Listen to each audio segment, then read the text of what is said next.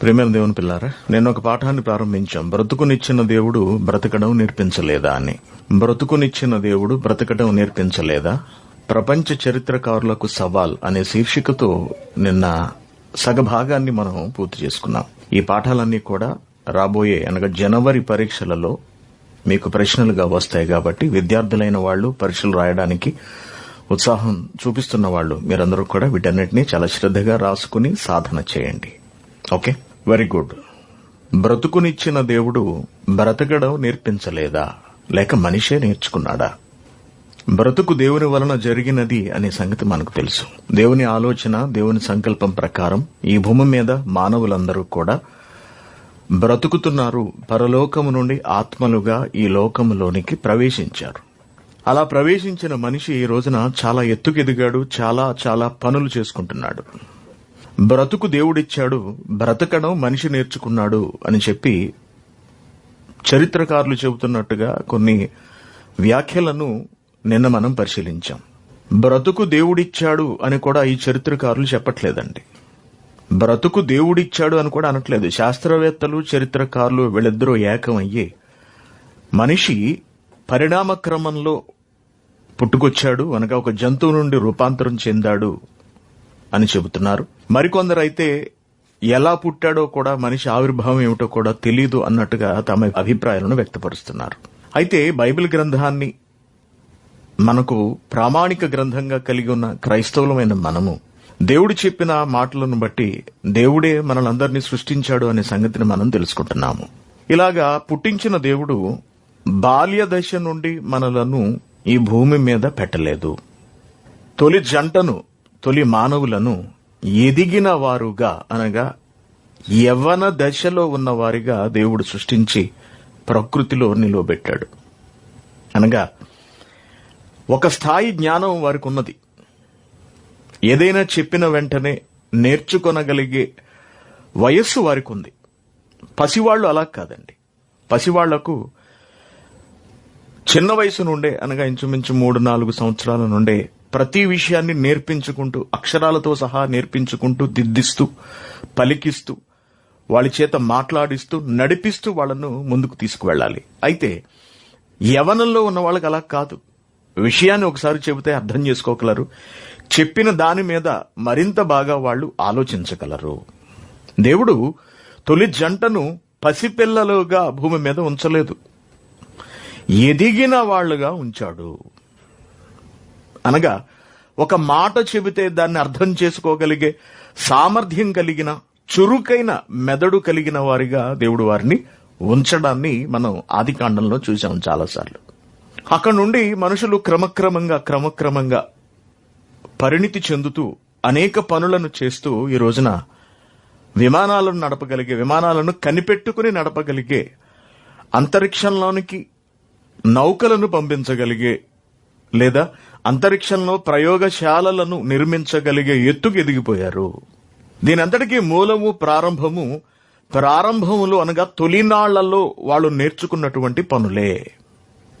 అయితే ఇలా మానవుడు బ్రతకడం నేర్చుకున్నది తనంతట తానుగా ఆలోచించబట్టే తప్పించి ఎవరో అతడికి నేర్పించలేదు అని, మానవ అభివృద్ధి క్రమములో, మానవ పరిణామ క్రమములో, మేధో పరిణామ క్రమంలో మనిషే ప్రతి పనిని నేర్చుకుని ఈ రోజు నేను ఎత్తుకు ఎదిగాడు అని చరిత్రకారులు చెబుతున్నారు. ఒకనాడు మనిషికి కనీసం వ్యవసాయం చేయడం కూడా వచ్చేది కాదు. ఎక్కడ ఆహార ధాన్యాలు ఉంటే ఆ ప్రాంతానికి వెళ్లి అవి అయిపోయేంత వరకు అక్కడ ఉండి, అక్కడ నుండి బయలుదేరి మరొక ప్రాంతానికి వెళ్లి, అనగా ఎక్కడ ఆహారం దొరుకుతుందో అని వెతుకుతూ వెళ్లి, అక్కడ ఆహారం దొరికితే అక్కడ అది పూర్తయిపోయేంత వరకు, వాటన్నిటిని తినేసేంత వరకు ఉండి అలా మరొక చోటుకు వెళ్లేవాడు.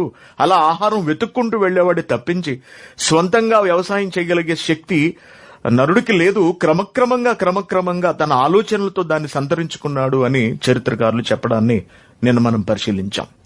అలాగే మనిషికి కనీసం ఏది తయారు చేసుకుని తినడం చేత కాదు అని, పచ్చి మాంసాన్ని కొన్ని సందర్భాలలో, లేకపోతే ఆకుకూరలను, కూరగాయలను, ఫలములను మాత్రమే తినేవాడు అని.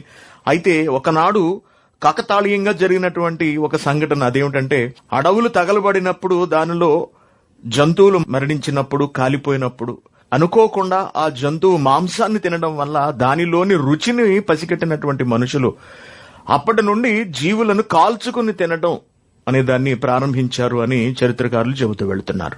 అంటే ఆది మానవులు అనగా ప్రారంభపు మానవులు అజ్ఞానులు అన్నది వాళ్ళ అభిప్రాయం.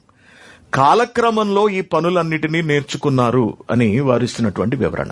అయితే వీళ్ళు చెబుతున్నటువంటి ఈ మాటలు, చరిత్రకారులు చెబుతున్న ఈ మాటలు, లేక శాస్త్రవేత్తలు చెబుతున్నటువంటి మాటలు, అది మనిషి ఆవిర్భావం కావచ్చు, మనిషి పరిణామ క్రమం కావచ్చు, ఏదైనా సరే శాస్త్రం గాని చరిత్ర గాని చెబుతున్న ఈ మాటలను మనం ప్రామాణికముగా తీసుకోవచ్చా? వాటిని మనం విశ్వసించవచ్చా? దానిపై ఆధారపడి మనం దేవుని ఆలోచనలను నిర్ణయించగలమా అన్నది మనం పరిశీలిస్తున్నటువంటి పాఠం. దేవుని పిల్లలారా, మనిషి చెప్పిన ఏ మాటనైనాను బైబిల్ ధృవీకరించకపోతే నమ్మవలసిన అవసరం లేదు. జ్ఞాపకం ఉంచుకోండి. ఆ మనుషులలో శాస్త్రవేత్తలు ఉండొచ్చు, చరిత్రకారులు ఉండొచ్చు, గొప్ప గొప్ప వాళ్ళు ఉండొచ్చు. వాడు కూడా మనిషే అనే సంగతి మనం తెలుసుకోవాలి. ఏమండి, మనిషి చెప్పినది బైబిల్ ధృవీకరించకపోతే, బైబిల్ అంగీకరించకపోతే దానిని క్రైస్తవులమైన మనము ఎట్టి పరిస్థితుల్లోనూ నమ్మవలసిన అవసరం లేదు. దేనినైనా సరే మనం బైబిల్ దగ్గరకు తెచ్చుకుని దేవుని ఆలోచనలతో దాన్ని జత చేసి పరిశీలించి దాని నిగ్గును తేల్చవలసిన అవసరం ఉన్నది. అందుకే ఎంతటి జ్ఞానులనైనా సరే నిలబెట్టి మాట్లాడగలిగే ధైర్యాన్ని, మేధో సంపత్తిని, అపార విజ్ఞాన విషయములను దేవుడు క్రైస్తవులకు కట్టబెట్టాడు ఒక్క బైబిల్ ద్వారా మాత్రమే. అందుకే ఎంతటి శాస్త్రవేత్త అయినా సరే వాడి మూలాలు అనగా వాడి పరిశోధన మూలాలు తప్పనిసరిగా బైబిల్ నుండే ఉంటాయి. తెలుసుకోండి. ఎంతటి చరిత్రకారులు, ప్రపంచ ప్రఖ్యాతిగాంచిన చరిత్రకారులు ఉన్నప్పటికీ కూడా అతడు చెప్పిన దానిని ఈ దైవ గ్రంథం వ్యతిరేకిస్తే ఎంతటి వాడినైనా సరే మనం తీసి పక్కన పెట్టాలి. ఇది దేవుడు తెలియపరుస్తున్నటువంటి నిజము. మనం చూసాం, జ్ఞానుల జ్ఞానమును నేను నాశనము చేతును అన్నాడు. ఎందుకు నాశనం చేస్తాడు? అంత కోపం ఎందుకున్నది ఆయనకి జ్ఞానుల జ్ఞానం మీద అంటే, జ్ఞానుల జ్ఞానము ఎవరి నుండి ఉద్భవించిందో, దేని కొరకు ఉద్భవించిందో, ఆ జ్ఞానము ఎవరిని కనబరచాలో ఈ జ్ఞానులకు అర్థం కాలేదండి. అందుకే మానవ జ్ఞానాన్ని, లోక సంబంధమైన జ్ఞానాన్ని దేవుడు నాశనము చేస్తాను అని చెప్పాడు. ఈ రోజుకి చేస్తూనే ఉన్నాడు. Very good. ఇంతకు బ్రతకడం మానవుడికి ఎలా తెలిసింది? తనంతట తానుగా తెలుసుకున్నాడా? తన అనుభవంతో తెలుసుకున్నాడా? లేక ఎవరైనా నేర్పించారా అని మనం నిన్న పరిశీలించినప్పుడు దేవుడే నేర్పించాడు తప్ప మనిషి వలన అది సాధ్యం కాలేదు అన్నది స్వయంగా దేవుడి మాటల్లోనే మనం చూశాం. ఇప్పుడు ఎవరి మాటలను మనం నమ్మాలి? దేవుడు చెప్పిన దానిని నమ్మాలా, లేక మనిషి చెబుతున్న దానిని అనగా శాస్త్రవేత్తలు లేదా చరిత్రకారులు చెబుతున్న దానిని నమ్మాలా? దేవుడు చెబుతున్నదే మనం నమ్మాలి. దేవుడు చెబుతున్న దానిని మనిషి చెబితే నమ్మాలి. ఆలోచించండి బాగా. దేవుడు చెబుతున్న దానిని మనిషి చెబితే నమ్మాలి. దేవుడు చెప్పిన దానికి వ్యతిరేకంగా మనిషి చెబితే దాన్ని నమ్మవలసిన అవసరం లేదు. ఇప్పుడు దేవుడు చెప్పినదే నేను మీకు చెబుతున్నాను. బ్రతకడం దేవుడే నేర్పించాడు అన్నది నిన్న మనం నేర్చుకున్నాం. వ్యవసాయాన్ని దేవుడే నేర్పించాడు. దిగుబడి ఎలా తీసుకురావాలి, ఏ నేలకు ఏ పంట వేయాలి, ఏ మొక్కలను నాటాలి, ఫలాలను ఎలా సంపాదించుకోవాలి అన్నది దేవుడే తెలియజేశాడు, దేవుడే నేర్పించాడు అని ప్రవక్త ద్వారా ఆయన స్వయంగా పలుకగా నిన్న నేను మీకు వివరించి చెప్పాను. కాబట్టి దైవ గ్రంథంపై ఆధారపడి నేను చెబుతున్నటువంటి ఈ దేవుని మాటలను మీరు నమ్మాలి. ఏదో గుణపాలు, పలుగులు, పార్లు ఇవన్నీ పట్టుకుని వెళ్ళి మేము ఆ భూమి లోపలికి వెళ్లి వాటిని తవ్వుకుంటూ వెళదాం, వాటన్నిటిని శుభ్రపరిస్తే కొన్ని వస్తువులు బయటపడతాయి. ఆ వస్తువులను మేము రకరకాల రసాయన పద్ధతుల ద్వారా వాటిని పరిశీలించి పరిశోధించి అవి ఏ కాలానివో తెలుస్తాము. దానిని బట్టి నాటి మనుషుల జీవన స్థితిగతులు ఎలా ఉండేయో మేము తెలియచెబుతాము అని ఎవడో చెబితే మనిషి దాన్ని మనం ప్రామాణికంగా తీసుకోవాల్సిన అవసరం లేదు, దాన్ని విశ్వసించవలసిన అవసరము లేదు. దేవుని పిల్లారా, సమస్తమును దేవుడే నేర్పించాడు. మనిషికి ఎలా బ్రతకాలో తెలియచెప్పాడు. ఆహారం ఎలా దొరుకుతుందో వివరించి చెప్పాడు. అంటే మనిషి మీద దేవుడు చాలా శ్రద్ధ చూపిస్తున్నాడు అనే సంగతి మనకు అర్థమైంది. ఈ తెలివితేటలు, ఈ జ్ఞానము మనిషికి ఎక్కడి నుంచి వచ్చాయి? వ్యవసాయం చేయగలిగే తెలివి ఎక్కడిది? ఏమండి, విత్తనాలను విత్తగలిగే తెలివితేటలు ఎక్కడివి? ఈ జ్ఞానం ఎక్కడిది అంటే దేవుడే నేర్పించాడు మానవులకు. అలాగే విచిత్రమైన పనులు అనగా నగిషీ పనులు, ఒక బంగారంతో గాని లేకపోతే వస్త్రాల మీద గాని, బుటా పనులు అని నేను చెప్పాను చూసారని. బుటా పని అంటే, బుటా అనగా ఏదైనా ఒక వస్త్రము మీద అందమైన రూపాన్ని దారములతో ఏర్పాటు చేయడము. ఫర్ ఎగ్జాంపుల్, ఒక చీర ఉంది, దాని మీద ఒక పువ్వు, అందమైన గులాబీ బొమ్మను ఎంబ్రాయిడరీ అంటారు చూసారండి, అది బుటా పని అంటే. ఎంబ్రాయిడరీ చేయటము అప్పుడే ఉంది. అలాగే ఒక టీ షర్ట్ మీదో లేకపోతే ఒక షర్ట్ మీదో ఒక చక్కటి డిజైన్ తో కూడినటువంటి, అల్లికతో కూడినటువంటి ఎంబ్రాయిడరీ చేయటము. ముఖ్యంగా స్త్రీల చీరల విషయంలోనూ వారి డ్రెస్సుల విషయంలోనూ ఈ విచిత్రమైనటువంటి పనులను మనం చూస్తూ ఉంటాము. అంటే అప్పటి నుంచే ఉందన్నమాట. ఎక్కడి నుంచి వచ్చింది మానవులకి ఇది? ఆ తెలివిని, ఆ జ్ఞానమును, ఆ మనస్సును దేవుడు వారి హృదయములలో ఉంచినట్టుగా మనం చూశాం కదా. అంటే దేవుడే నేర్పిస్తున్నాడా ప్రతిదాన్ని అనగా? ఎస్, దేవుడే నేర్పిస్తున్నాడు. దేవుడే చూపిస్తున్నాడు మనిషికి బ్రతకవలసినటువంటి విధానాన్ని. దేవుడే ఆహారాన్ని సంపాదించుకునే తీరును వ్యక్తపరుస్తున్నాడు. మానవులు బ్రతకడానికి అవసరమైనటువంటి ఎన్నో ఖనిజాలను, రసాయనాలను, ఎన్నో విలువైన సంపదలను దేవుడు భూమిలో దాచిపెట్టాడు. సంపద ఉన్నది. సంపదను మనిషి సృష్టించలేడు. ఆలోచించుకోండి, తెలుసుకోండి. సంపదను మనిషి ఉపయోగించుకోగలడు. ఈ గల్ఫ్ దేశాల్లో విస్తారమైన చమురు నిక్షేపాలు ఉన్నవి. వాటిని మనిషి పెట్టలేదే, ప్రకృతిలో దేవుడే పెట్టాడు. కారణం ఏమిటంటే కొన్ని ప్రాంతాలలోని ప్రజలు, ఫర్ ఎగ్జాంపుల్ ఈ గల్ఫ్ దేశాలన్నింటిలోనూ ఉన్నది, ఇరాక్లోని కొన్ని ప్రాంతాల్లో ఉన్నాయి, భారతదేశంలోని కొన్ని ప్రాంతాల్లో ఈ క్రూడ్ ఆయిల్, చమురు నిక్షేపాలు అనేవి దొరుకుతాయి. అలాగే అమెరికాలో కూడా విస్తారంగా దొరుకుతాయి, రష్యాలో కూడా దొరుకుతాయి. ఇలాగా ఈ సహజ వనరులన్నింటినీ కూడా దేవుడే నిక్షిప్తపరిచి పెట్టాడు. వాటిని తన జ్ఞానంతో లేదా దేవుడు అనుగ్రహించినటువంటి జ్ఞానంతో తవ్వి తెచ్చుకుంటున్న మనిషి దాని వలన కొంతకాలము జీవనమును కొనసాగించగలుగుతున్నాడు. ఇప్పుడు మస్కట్ ఉంది కదండి, ఒమన్ కదా, ఒమన్. మనం విమానాల్లో ఒమన్ మేము చూస్తున్నప్పుడు, మస్కట్ ఎయిర్వేస్ ద్వారా మనం వస్తున్నప్పుడు మస్కట్లో కింద కొండలు కనపడతాయి. మీరు గమనించారు లేదు? కొండలు. ఆ కొండలలో అపారమైన గ్రానైట్ నిల్వలున్నాయటండి. ఆ కొండలను వాళ్ళు అప్పుడే ఉపయోగించట్లేదు, వాటిని ముట్టుకోవట్లేదు వీళ్ళు.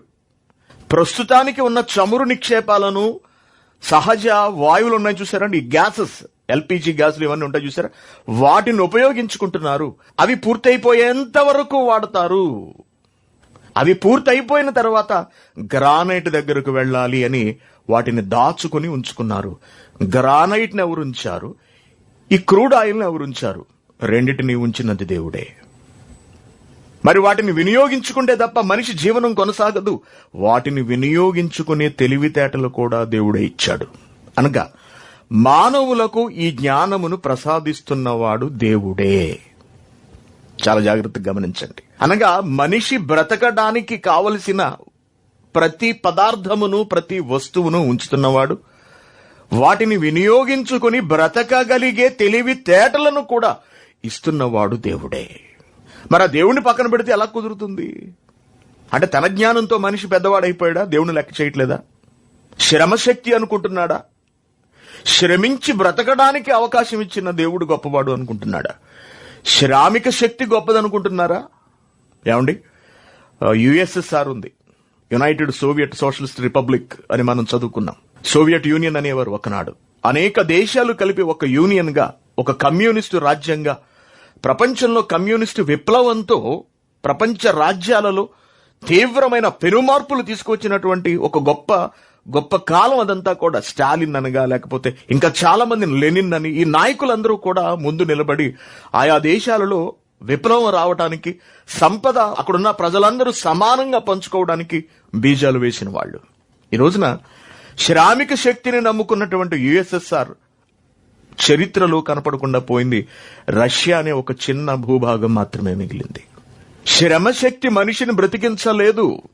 శ్రమ పడి బ్రతకగలిగే అవకాశాన్ని దేవుడిచ్చాడు. కమ్యూనిస్టులు దేవుడు లేడని కొట్టేస్తారు. మన కష్టమే మనకు దేవుడు అంటారు. అది తప్పు. దేవుడు వేరు, మనం కష్టపడడం వేరు. దేవుడు మనకు జీవాన్నిస్తున్నాడు, దేవుడు మనకు బ్రతుకునిస్తున్నాడు. బ్రతకగలిగే మార్గాన్ని కూడా దేవుడే సూచిస్తున్నాడు. మనం బ్రతకడానికి అనువుగా ప్రకృతిలో ముడి పదార్థాలను ఉంచాడు దేవుడు. ముడి పదార్థం లేకపోతే నువ్వు కష్టపడి ఏ పని చేయగలవు, బ్రతకగలవు? కాబట్టి మనిషి ఈ రోజున ఏ పని చేసుకు బ్రతుకుతున్నా దానికి కారకుడు దేవుడే అని తెలుసుకోక తప్పదు. కానీ మనిషి ఈ రోజున పెద్దవాడై దేవుని జ్ఞానాన్ని లేకపోతే దేవుడు అనుగ్రహించినటువంటి ఈ గొప్ప ధన్యతను తిరస్కరిస్తున్నాడు. మనిషి ఎలా పెద్దవాడవుతాడో దేవుడు చెప్పాడు. చూడండి, యోబు గ్రంథము 28వ అధ్యాయము.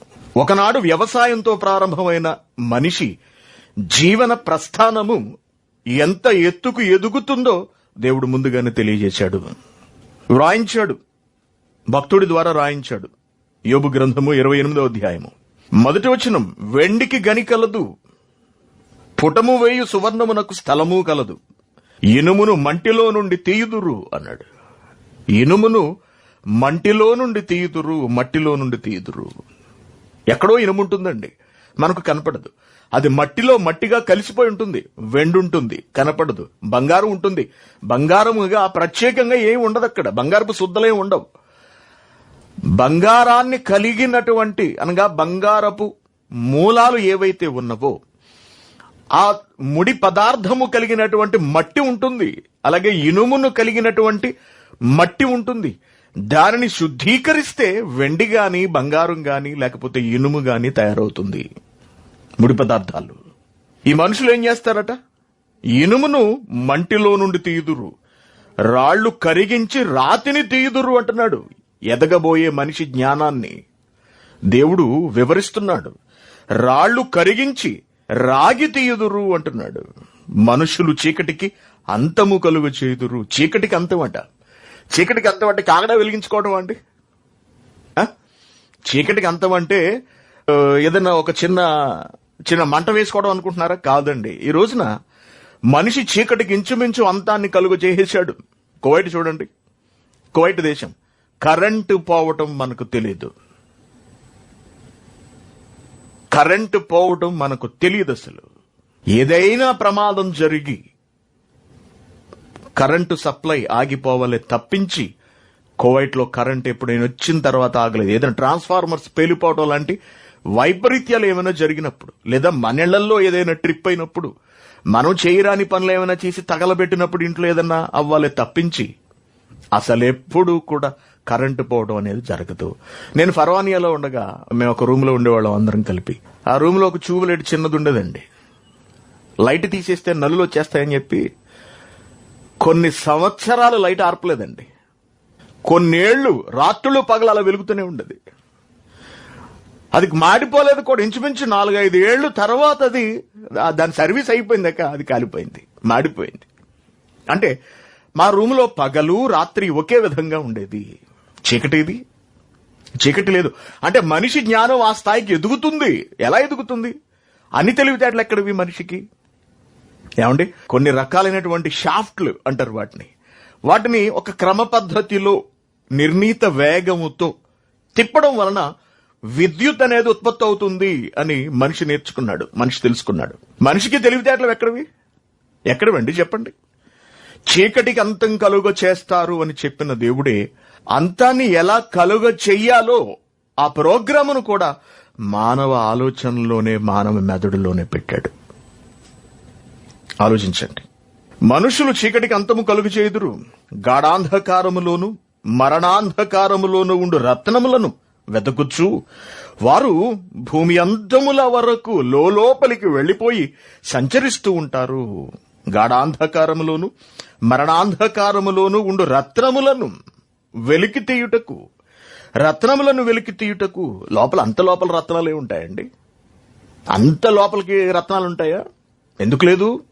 రత్నం విలువైనది.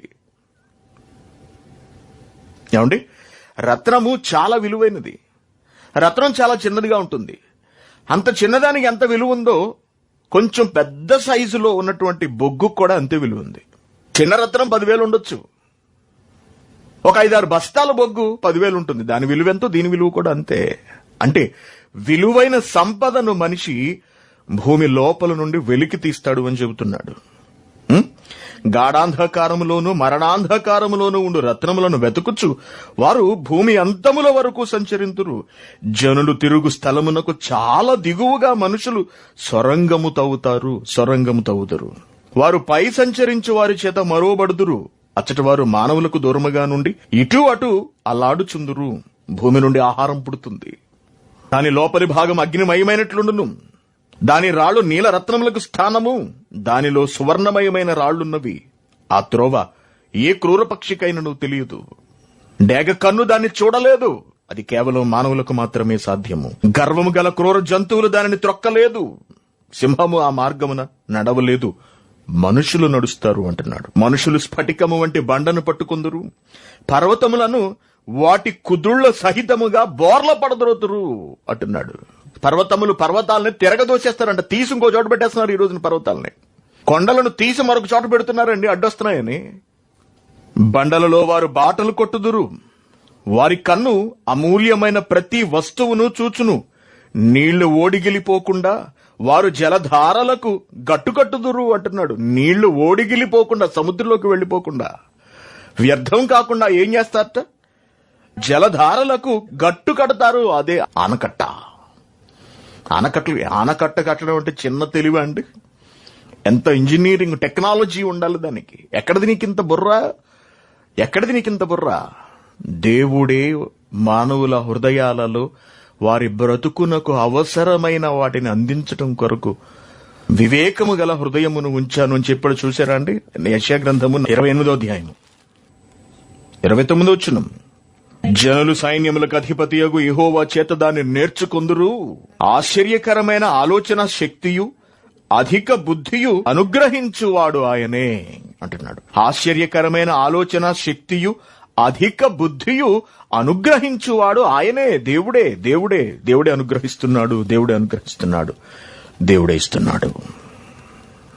యోబు గ్రంథం 38వ అధ్యాయం 36వ వచనం చూడండి. అంతరింద్రియములలో జ్ఞానమునుంచిన వాడెవడు? అంతరింద్రియములలో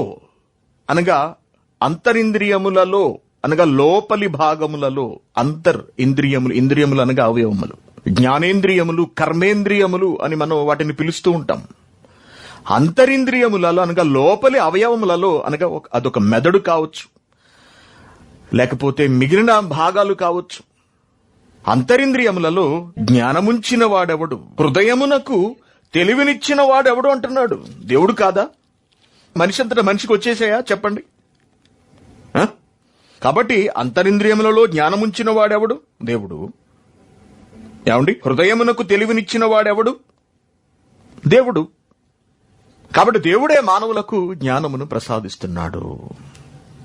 మనిషి బ్రతికే తీరును నేర్పిస్తున్నాడు. మనిషి తనంతట తానుగా నేర్చుకోలేదండి. మరింత జ్ఞానాన్ని దేవుడు ఎందుకు ఉంచాడు మానవ హృదయాలలో? ఇది ప్రశ్న. ఇప్పుడు జ్ఞానాన్ని ఉంచినటువంటి దేవుడే, మానవులు బ్రతకడానికి అవసరమైన జ్ఞానాన్ని ఉంచిన దేవుడే ఆ జ్ఞానమును నాశనము చేస్తాను అని ఎందుకు మాట్లాడాడు? అంతే కదండి, ఆలోచించండి అందరూ. జ్ఞానమునిచ్చినది దేవుడైనప్పుడు ఈ రోజున శాస్త్రవేత్తలు ఆ జ్ఞానము వలననే తాము గొప్పవాళ్లమని చెప్పుకుంటున్నప్పుడు దేవుడు ఆ జ్ఞానమును ఎందుకు నాశనము చేస్తానన్నాడు? ప్రశ్నే కదా మరి. అంత కోపం ఆయనకి ఎందుకు వచ్చింది? అటువంటప్పుడు జ్ఞానం ఇవ్వడం దేనికి? ఆ జ్ఞానమును నాశనం చేయడం దేనికి? అసలు ఇవ్వకుండా ఉంటేనే ఆది మానవుణ్ణి పరమ శుంఠలాగా మనం ఊహించుకుంటుంటాం కదండి. మాట చేత కాని, ఒంటి మీద సరైన బట్టలు లేని, గెడ్డం పెరిగిపోయి చాలా భయంకరంగా చేతిలో ఒక కర్రనో లేకపోతే దేన్నో పట్టుకుని పిచ్చి పిచ్చి చేష్టలు చేస్తూ తిరుగుతూ ఉండే ఒక ఆదిమవాసులాగా మనం ప్రారంభ మనుషులు ఊహించుకుంటూ ఉంటాం. ఒక అడవి జాతి మనుషుల్లాగా మనం వాళ్ళని చిత్రీకరించుకుంటూ ఉంటాం. అటువంటి వాళ్ళగానే మానవులను దేవుడు విడిచిపెట్టేస్తే వదిలిపోను కదా. మరి జ్ఞానమును ఎందుకు ఇచ్చాడు? ఎందుకు ఆ జ్ఞానమును నాశనం చేస్తాను అని అంటున్నాడు? దీనికి మనం సమాధానం వెతకాలి అంటే మరలా ఒకసారి యోబు గ్రంథం దగ్గరికే వెళ్లాల్సి ఉంటుంది. ఇందాక మనం చూసినటువంటి అంశాలు యోబు గ్రంథము 28వ అధ్యాయము 9వ వచనం నుంచి చూద్దాం. మనుషులు స్ఫటికము వంటి బండను పట్టుకుంటారు. అవే గ్రానైట్, చెప్పాను కదా ఇందాక, అత్యంత విలువైనదని. పర్వతములను వాటి కుదుళ్ల సహితముగా బోర్ల ద్రోయుదురు. బండలలో వారు బాటలు కొట్టుదురు. వారి కన్ను అమూల్యమైన ప్రతి వస్తువును చూచును. నీళ్లు ఓడిగిలిపోకుండా వారు జలధారలకు గట్టు కట్టుదురు. ఎంత జ్ఞానవంతుడైపోయాడు మనిషి, ఆలోచించండి. ఎంత జ్ఞానాన్ని నేర్చుకున్నాడు మనిషి, ఎంత జ్ఞానమును ఉంచాడు మనిషి హృదయంలో దేవుడు. లేకపోతే మనిషి ఎలా చేయగలడు ఇవన్నీ కూడా? నీళ్లు ఓడిగిలిపోకుండా వారు జలధారలకు గట్టు కట్టుదురు, మరుగయున్న వస్తువును వారు వెలుగులోనికి తెప్పించుదురు అన్నాడు. అంతే కదండి. క్రూడ్ ఆయిల్ ఎక్కడుందండి ఈ రోజున? మరుగై ఉన్నది, అది కనపట్లేదు.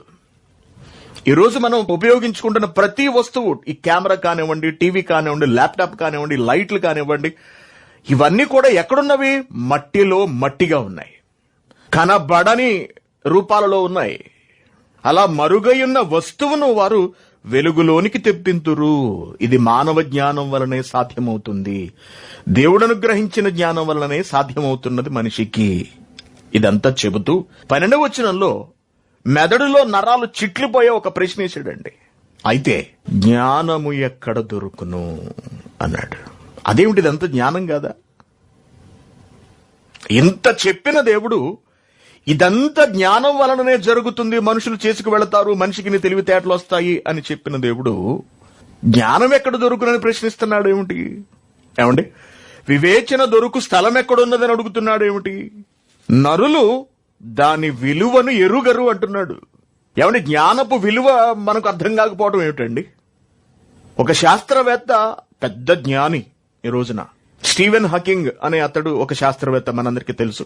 శరీర అవయవాలు సరిగా లేకపోయినా అంతరిక్షం మీద విశేష పరిశోధనలు చేసి ఎన్నో సంగతులను తెలియచెప్పిన వాడు. అయితే అతడు చెప్పిన అతిపెద్ద తప్పు, అబద్ధం ఏమిటంటే ప్రకృతి దానంతటా అదే కలిగింది తప్పించి ఏ శక్తి దాన్ని సృష్టించలేదు, దేవుడు అనేవాడు లేడు అని చెప్పాడు. సరే, దేవుడు లేడు అనే అతి పెద్ద మాటను ఈ ప్రపంచం పట్టించుకోలేదు, గాని అంతరిక్షం గురించి అతడు అక్కడికి వెళ్లి చూడకపోయినా చెప్పిన ప్రతి మాటను నమ్మేసింది. ఆలోచించండి. మరి అతడికి అంత జ్ఞానం ఎక్కడి నుంచి వచ్చింది? ఏమండి, అన్ని సంగతులు అతడు చెప్పాడు కదా, అదంతా జ్ఞానం కాదా? మరి జ్ఞానం ఎక్కడ దొరుకును అనేది మళ్ళీ దేవుడు ప్రశ్నిస్తున్నాడు ఏమిటి భక్తుడి ద్వారా? అంటే ఇదంతా జ్ఞానం కాదా? పైన వివరించుకుంటూ వెళ్ళినదంతా జ్ఞానం కాదా? ఆనకట్ట కట్టడం అంటే ఈ రోజున పోలవరం ప్రాజెక్టు కడుతున్నారు, మనందరికీ తెలుసు. Polavaram project CEO, chief executive officer గాని, చీఫ్ ఇంజనీర్ దగ్గరికి గాని మనం వెళ్ళాలంటే చాలా కష్టం, ఎందుకంటే అతను చాలా పెద్దోడు ఉంటాడు. అలాగే ఒక IAS ఆఫీసర్, ఒక IPS ఆఫీసర్ని మనం కలవాలంటే చాలా కష్టం, ఎందుకంటే వాళ్ళు పెద్ద పెద్ద హోదాల్లో ఉన్నవారు. ఈ హోదా వాళ్ళకి ఎక్కడి నుంచి వచ్చింది? వాళ్ళు నేర్చుకున్న జ్ఞానాన్ని బట్టి వచ్చింది. జ్ఞానమునకు చిరునామా శాస్త్రవేత్తలు, జ్ఞానమునకు చిరునామా officers, IAS, IPS, IFS officers అని మనం చెప్పుకోవచ్చు. జ్ఞానమునకు చిరునామా మరేదో వైద్యులు, వైద్య శాస్త్రవేత్తలు అని మనం చెప్పుకోవచ్చు. జ్ఞానం ఎలా ఉంటుందంటేనే మనం వాళ్ళను చూపించవచ్చు అని మనం అనుకుంటున్నప్పుడు, ఏమండి, జ్ఞానం ఎక్కడ దొరుకును అని దేవుడు ప్రశ్నిస్తున్నాడు. అంటే ఈనాడు మనిషికున్నటువంటి జ్ఞానము కాదు అనే సంగతి మనకు అర్థమవుతోంది. మానవులకు దానిని జ్ఞానముగా చెప్పిన దేవుడు తన ఆలోచనల దగ్గరికి వెళ్ళేటప్పటికీ ఆయన కంటికి అది జ్ఞానముగా కనబడడం లేదన్నమాట. మనిషి బ్రతకడానికి వారి అంతరింద్రియాలలో ఇంత వివేచనను, తెలివిని, జ్ఞానమును ఉంచిన దేవుడు దీనంతటి సారాంశము, దీనంతటి ఫలము మరొకటి ఉన్నది, దానిని కనుగొనడమే అసలు సిసలైన జ్ఞానము అని భావించాడు. కాబట్టే మానవులు తమ బ్రతుకు కొరకు వినియోగిస్తున్న, కనబరుస్తున్న ప్రతి జ్ఞానాన్ని కూడా దేవుడు అసలు జ్ఞానంగానే పరిగణించలేదు. కాబట్టి అసలు జ్ఞానం ఎక్కడ దొరుకుతుంది? వివేచన దొరుకు స్థలం ఎక్కడున్నది? నరులు దాని విలువను ఎరుగరు అంటున్నాడు. ఆ జ్ఞానము విలువ నరులకు అర్థం కావట్లేదు అంటూ, ప్రాణులున్న దేశంలో అది దొరకదు, అగాధము అది నాలో లేదనును, పోని సముద్రంలో ఉన్నదా అంటే నా యొద్ద లేదనును, సువర్ణము దానికి సాటి అనేది కాదు, దాని విలువ కొరకై వెండిని తోచశక్యము, అసలు తోచలేము, తోచరాదు. అది ఓఫీరు బంగారమునకైనను, విలువగల గోమేధికమునకైనను, నీలమునకైనను కొనబడున్నది కాదు. సువర్ణమైనను, స్ఫటికమైనను దానితో సాటి కావు. ప్రశస్తమైన బంగారు నగలకు ప్రతిగా అది ఇయ్యబడదు. పగడముల పేరు, ముత్యముల పేరు దాని ఎదుట ఎత్తనే కూడదు. కూషు దేశపు పుష్య రాగము దానితో సాటి కాదు. జ్ఞాన సంపాద్యము కెంపుల కన్నా కోరదగినది అంటున్నాడు. జ్ఞాన సంపాద్యము, జ్ఞానాన్ని సంపాదించుకోవడానికి ఉదయం నుండి రాత్రి వరకు లైబ్రరీలో కూర్చుంటారు. నేను ఇంచుమించు 8వ తరగతి 7వ తరగతి అప్పటి నుండి లైబ్రరీకి వెళ్లి పుస్తకాలు చదవటం బాగా అలవాటు నాకు. చాలా ఎక్కువగా, ముఖ్యంగా న్యూస్ పేపర్స్ ఎక్కువ చదువుతుండేవాడు నేను. ఈ స్వాతి, ఆంధ్రజ్యోతి, ఆంధ్రప్రభ, వాటిలోని కథలు, సీరియల్స్, ఎడిటోరియల్స్ ఇవన్నీ బాగా చదివేస్తుండేవాడిని విపరీతంగా. ఇటు మామూలు ఆ చదువు ఉండేది, ఇటు ఈ చదువు ఉండేది. అలా క్రమక్రమంగా నాకు తెలుగు భాష మీద చాలా ఇష్టం ఏర్పడిపోయింది. అలాగా నేను డిగ్రీకి వచ్చేటప్పటికి మొత్తం ఈనాడు పేపర్లోను మిగిలిన పేపర్స్లోనూ ఎడిటోరియల్స్ అన్ని కూడా చదివేస్తుండేవాడిని. మామూలు వార్తల కన్నా సంపాదకీయం ఏమంటారు చూసారా, అవి చాలా జ్ఞానంతో నిండి ఉంటాయి. దానిలో ప్రయోగించే పదాలు గాని, ఆ భాషా పటిమ గాని, భాషా జ్ఞానం గాని చాలా ఉన్నతంగా హై స్టాండర్డ్ లో ఉంటుంది అనమాట. వాటిని ఎక్కువ చదువుతూ ఉండేవాడిని. అలా చదవటం వల్ల ఏ విషయాన్నైనా సరే అప్పట్లో నేను అనర్గళంగా మాట్లాడుతూ ఉండేవాడిని. నువ్వు ఎలా మాట్లాడగలుగుతున్నావు అని చాలా మంది అనేవారు.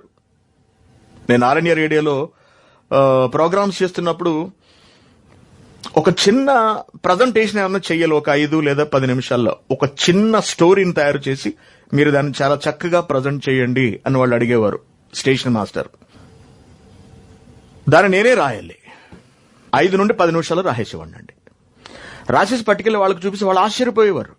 ఇంత స్పీడ్గా ఎలా రాయగలిగారు, చాలా బాగుంది, ఇది చక్కగా మీరు దీన్ని ఇంకా డెవలప్ చేసి చెప్పండి అనేవారు. నాకన్నా వయసులో చాలా పెద్ద వాళ్ళు, అనగా అప్పటికి నేను డిగ్రీ అయ్యి పీజీ అయ్యి ఎంఏ అయ్యి ఉన్నాను. చాలా పెద్ద వయసు వాళ్ళు వచ్చి ఏదైనా ఒక స్కిట్ లాంటిది రాయండి అంటే గంటలు కూర్చొని ఆలోచిస్తూ ఉండేవారంట, పేపర్లన్నీ చింపేసేవారంట. మీరు ఇంత స్పీడ్గా ఎలా రాయగలుగుతున్నాడు అని స్టేషన్ మాస్టర్ నన్ను అడిగేవాడు. ఎలా రాయగలుగుతున్నానంటే అప్పట్లో బాగా చదివి అవంతా బుర్రకు పట్టేసింది కాబట్టి త్వరగా రాయగలిగేవాడిని. అంటే విస్తారమైన అభ్యాసము వలన జ్ఞానం వంటబడుతుందంటే ఎస్, పడుతుంది. అయితే దేవుడు మాట్లాడుతున్నది ఆ జ్ఞానం గురించి కాదండి, దాని గురించి కాదు. ఒక ఆనకట్ట కట్టే జ్ఞానం గురించి కాదు, చీకటికి అంతము కలుగజేసే జ్ఞానం గురించి కాదు మాట్లాడుతుంటా. ఏమండి, అసలు సువర్ణము కొనలేనిది ఏమన్నా చెప్పండి? ప్రతి దేశంలోనూ బంగారపు నిల్వలుంటాయి తెలుసా మీకు? ప్రతి ప్రభుత్వం కూడా బంగారాన్ని నిల్వ చేసి ఉంచుకుంటుంది ప్రాపర్టీగా.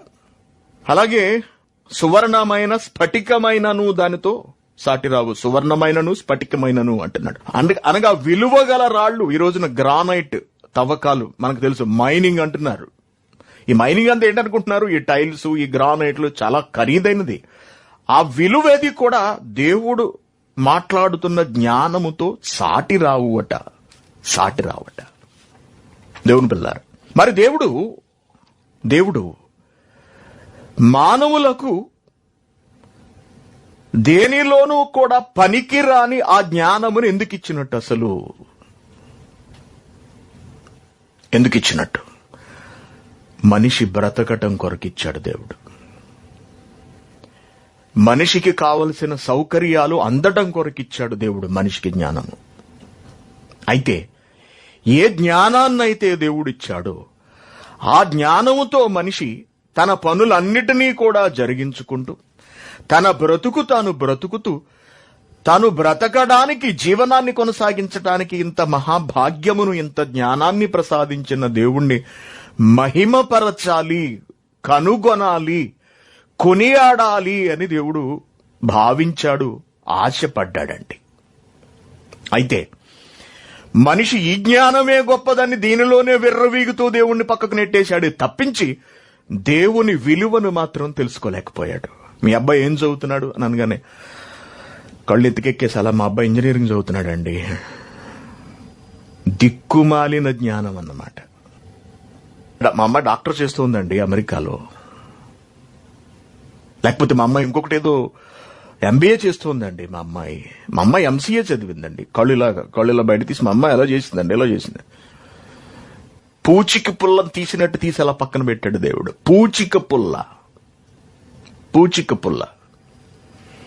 నీకివ్వబడిన జ్ఞానముతో దేవుని జ్ఞానమును కనుగొనగలగాలి.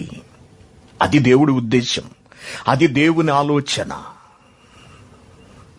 ఏమండి, ఏమీ కాని మనమే వాటన్నిటిని చూస్తున్నప్పుడు, వేటిని అంతరిక్షంలో జరుగుతున్నటువంటి ప్రతి పనిని చూస్తున్నప్పుడు, లేక అంతరిక్ష పరిశోధనశాల నుండి వాళ్ళు వీడియోలు తీసి దాన్ని యూట్యూబ్లో టెలికాస్ట్ చేస్తున్నప్పుడు, రకరకాల కోణాలలో, యాంగిల్స్ లో ఆ భూమి తిరగడాన్ని, ఆ నీలాన్ని, పైన ఉన్నటువంటి తెల్లటి ఆ మేఘములను, వీటన్నిటిని చూసినప్పుడు అసలు దేవుడు కాళ్ల మీద పడిపోవాలనిపిస్తుందండి.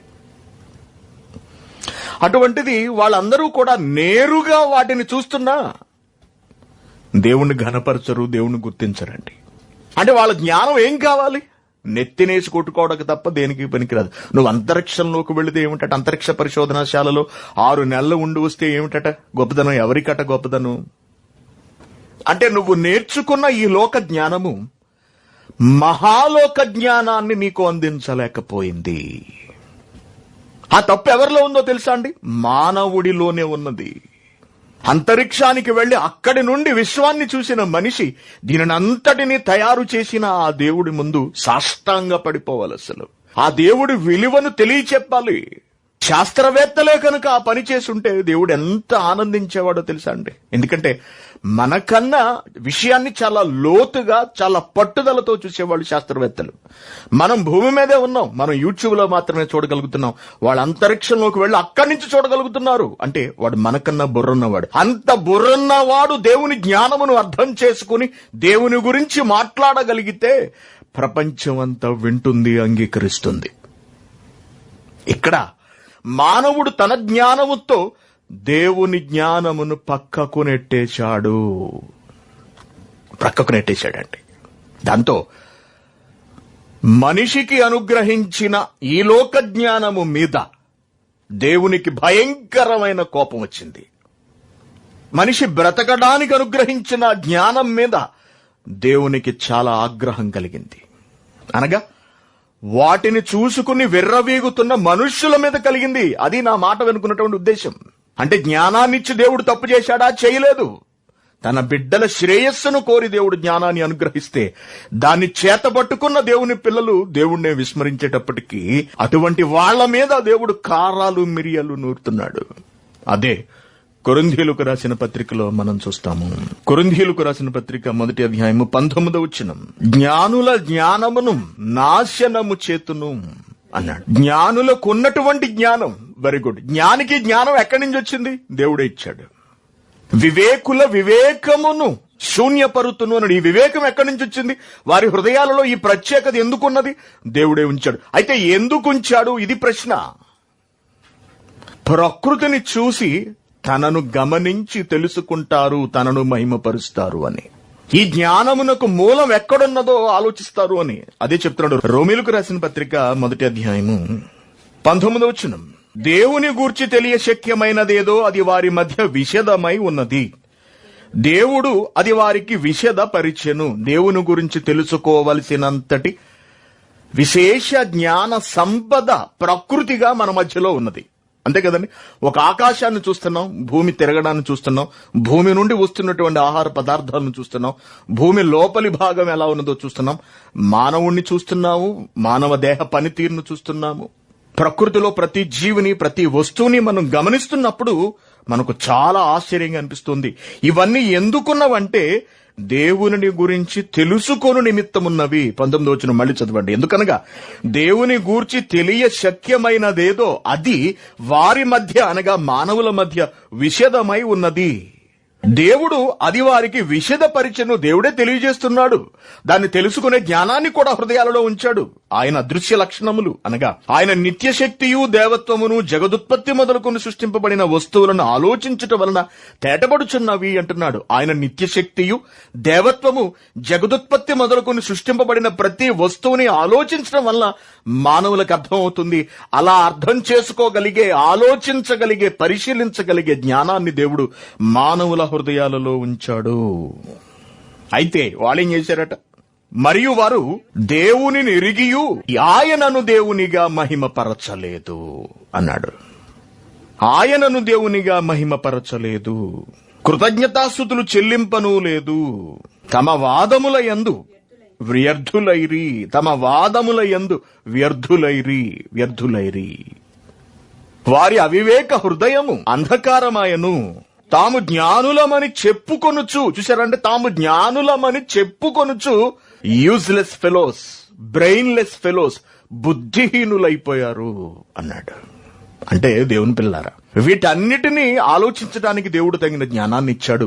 ఆ జ్ఞానాన్ని బట్టి వారు దేవుని తెలుసుకుని ఆయనను మహిమపరచవలసినది పోయి దేవుడే లేడన్నారు. దేవుడే లేడని సరండి. ఏమనికి దేవుడికి ఎంత కోపం వస్తుందో ఆలోచించండి. దేవునికి ఎంత కోపం వస్తుంది. అందుకే దేవుడు ఏమంటున్నాడు, కొరింథీయులకు రాసిన పత్రిక 1వ అధ్యాయము, జ్ఞానుల జ్ఞానమును నాశనము చేతును, వివేకుల వివేకమును నేను శూన్యపరుతును అని చెబుతున్నాడు దేవుడు. శూన్యపరుస్తాను అంటున్నాడు. అంటే దేవుని పిల్లారా, ఏ మనిషి అయితే ఈ భూమి మీద గొప్పవాడిగా బ్రతికి తనను తెలుసుకుని, తనను గుర్తించి, తనను మహిమపరిచి, తన్ను ఘనపరిచి తన ఆశీర్వచనం పొందాలని దేవుడు ఆకాంక్షించాడో, అదే దేవుని కుమారుడైన మనిషి ఈ రోజున తన తెలివితేటలను చూసుకుని, తన బ్రతుకు తీరును చూసుకుని, ఇదంతా నా వలనే కలుగుతున్నది అనే ఒక పిచ్చి భ్రమతో, మూర్ఖత్వంతో మిగిలిపోయి చివరికి దేవుణ్ణే వెనకకు నెట్టాడు. కాబట్టే దేవుడు జ్ఞానుల జ్ఞానమును నాశనం చేసేస్తాను అన్నాడు. నాశనం. అందుకే ఈ రోజున కరోనా, ఈ ప్రపంచం మీదకు కరోనా దేవుడు పంపిన చెంపదెబ్బండి. ఈ శాస్త్రం మీదకు దేవుడు వదిలిన ఒక చిన్న తెగులు, ఒక చిన్న క్రిమి, దాన్ని అరికట్టలేక చేతులెత్తేస్తున్నాయండి దేశాలు. భారతదేశంలో 60,000 మంది చచ్చిపోయారు. భారతదేశంలో ఇవాళ 75,000 కేసులు భారతదేశంలో. అమెరికాలో ప్రతిరోజు సగటున 50,000 కేసులు. అమెరికాలో 1,60,000 మందికి పైగా, 70,000 మందికి పైగా చచ్చిపోయారు ఇంతవరకు. ఏంటి ఇంత శాస్త్రం అభివృద్ధి చెందింది? ఎవరికైనా ఒంట్లో బాగపోతే వెంటనే అమెరికా వెళ్ళిపోతారు ధనవంతులు. అటువంటిది అమెరికా ఓళ్లే పెట్టల్లా రాలిపోతున్నారంటే ఇంకేమిటి అసలు చెప్పండి. ప్రపంచంలో వైద్య సదుపాయాలు గొప్పగా ఉన్న అభివృద్ధి చెందిన దేశాల్లోని గొప్ప వాళ్లే నేల రాలిపోతున్నారు. అంటే మానవ జ్ఞానం ఏమైపోయింది? ఒక చిన్న క్రిమి ముందు, ఒక చిన్న వైరస్ ముందు తల దించుకోవలసిన పరిస్థితి ఏర్పడింది. సిగ్గుపడాలి మనిషి, సిగ్గుపడాలి. కారణం ఏంటో తెలుసా? దేవుడు విధించిన శిక్షది. మనిషి తన తెలివితేటలను నమ్ముకుని, తన జ్ఞానాన్ని నమ్ముకుని, తన బుద్ధిని నమ్ముకుని, తన చేతి పని ఇదంతా అని విర్రవీగిపోతూ, తనను తాను ఘనపరుచుకుంటూ, సాటి మనిషిని ఘనపరుస్తూ, కొనియాడుతూ, వాళ్లనే దేవుళ్లుగా చెబుతూ, ఇవాళ ఒక senior IPS officer, almost DGP క్యాడర్లో ఉన్న ఒక వ్యక్తి మాట్లాడిన మాట, ప్లాస్మా దానం చేస్తున్న వాళ్లే దేవుళ్ళు అన్నాడు. ప్లాస్మా అంటే ఏంటో తెలుసు కదండి. కరోనా వచ్చి తగ్గిన వాళ్లలో ఉండే వ్యాధి నిరోధక శక్తికి సంబంధించిన కొంత కణజాలం అది. దానిని రక్తం నుంచి వేరు చేసి మరొకరికి ఎక్కిస్తే, అనగా కరోనా ఉన్న వారికి ఎక్కిస్తే, దానిలో ఉన్నటువంటి ఆ వ్యాధి నిరోధక శక్తి ఆ తెగులుతో పోరాడుతుంది, వాళ్లకు త్వరగా తగ్గుతుంది. కాబట్టి ప్రతి ఒక్కరిని ప్లాస్మా దానం చేయమని, అనగా కరోనా తగ్గిన వాళ్లను ప్రభుత్వం అభ్యర్థిస్తోంది. తెలంగాణ ప్రభుత్వం నాయకుల చేత, సినీ నటుల చేత ఈ ప్రకటనలు చేయిస్తున్నారు పోలీసులు, ప్రెస్ మీట్లు అవి పెట్టి. ప్లాస్మాను దానం చేసే వాళ్ళు దేవుళ్ళు అన్నాడు. ఏమండి, ప్లాస్మా దానం చేసే దేవుడు అయిపోతాడా అండి? ఏమండి, ప్లాస్మా దానం చేసిన వాడు దేవుడైపోతాడా? అంటే దేవుడు అంటే అంత చిన్నవాడా? చూసారండి దేవుడిని ఎలా చేశారు చూసారా? పాపం తెంగరోడు అండి, అమాయకుడు, దేవుళ్ళు అంటాడు అంటారు. అంటే దేవుడు తెంగరోడా? దేవుడు అమాయకుడా? పిచ్చిదండి పాపం, దేవుడు లాంటిది. దేవుడు పిచ్చోడా? దేవుడు పిచ్చివాడా? ఆలోచించండి. ఇలా మనుషులు తమ జ్ఞానము చేత దేవుని జ్ఞానాన్ని తెలుసుకోలేకపోయారు. అయితే దేవుడు కోపగించి నాశనం చేస్తానని మాట్లాడుతూ ఒక విశేష జ్ఞానం ఉంది, దాన్ని నేను మీకు నేర్పిస్తాను, దాన్ని మీకు పంపిస్తాను, మీరు నా మాట వింటారా, నన్ను విశ్వసిస్తారా, నన్ను నమ్ముతారా అని కొందరిని అడుగుతున్నాడండి. ఎస్, మేము వింటాము అన్న వాళ్ళకి దేవుడు ఆ మహాజ్ఞానమును నేర్పిస్తున్నాడు. ఆ జ్ఞానంతో పాటుగా ఈ ప్రపంచ జ్ఞానులు చేయలేని ఒక అద్భుతమైన పనిని కూడా నేర్పిస్తానంటున్నాడు. ఆ జ్ఞానం ఏంటో చూద్దాం. మొట్టమొదట మనము కొరింథీయులకు రాసిన మొదటి పత్రిక 1వ అధ్యాయము 24వ వచనం.